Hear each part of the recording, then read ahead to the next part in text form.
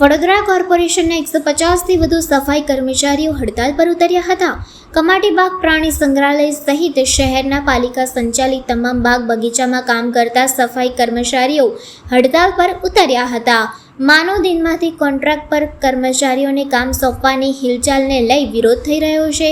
આ કર્મચારીઓએ poster banner સાથે કમાટીબાગમાં વિરોધ કર્યો હતો અને કમાટીબાગના આવતા જતા સહેલાણીઓને ગુલાબનું ફૂલ આપી અનોખો વિરોધ નોંધાવ્યો હતો. કર્મચારીઓની માંગ પૂરી નહીં થાય ત્યાં સુધી બગીચાઓમાં સફાઈ કર્મી સફાઈ નહીં કરે તેમ જણાવ્યું હતું.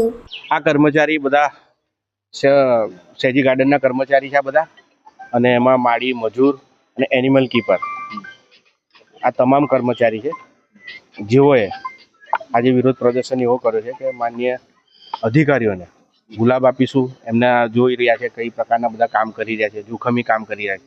આજે એમનું ભવિષ્યને બદલે એમનું અહિત કરવા માટે કોન્ટ્રાક્ટ લાવવાની પાટણકર અને માનવ મહેતા જે છે એ કર્મચારીનું અહિત કરવા માટે એક 17 તારીખે મિટિંગ કરી કે કોન્ટ્રાક્ટ લાવીશું, પણ અમે એનો સખત વિરોધ સફાઈ કામદાર સંઘર્ષ સમિતિ તરફથી અમે વિરોધ કરીએ છીએ અને એનો સખતમાં સખત વિરોધ કરીએ છીએ. એ બિલકુલ ચલે. આગળની રણનીતિ માન્ય વડાપ્રધાન આવે છે ત્યાં સુધી અમે સ્થગિત રાખીશું. પછી 27મી તારીખથી કામદાર એકતા શું છે એ અમને આ અધિકારીને અમે બતાવીશું. અમારી સાથે 140 કર્મચારીઓ છે. એમાં સફાઈ કામદાર, માળી મજૂર, એનિમલ કીપર વગેરે જે બધા અલગ અલગ કેટેગરીના કર્મચારીઓ છે, જેને બધું કામગીરી કરાવે છે.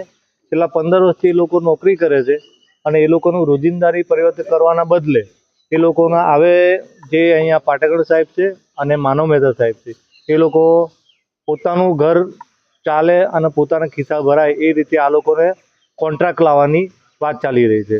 તો અમે એ કોન્ટ્રાક્ટનો વિરોધ કરીએ છીએ અને અમારી માંગ એવી છે કે અગાઉ અહીંયા વડોદરામાં ઐતિહાસિક નિર્ણય લેવો હતો કે જો 1200નું મહેકમ ઊભું કરી અને 960 જેવા કર્મચારીઓને કાયમી કર્યા હતા, એવી રીતે આ લોકોને બી 720 દિવસ થયા હોય તો એ લોકોનું રોજિંદારી પરિવર્તન કરે.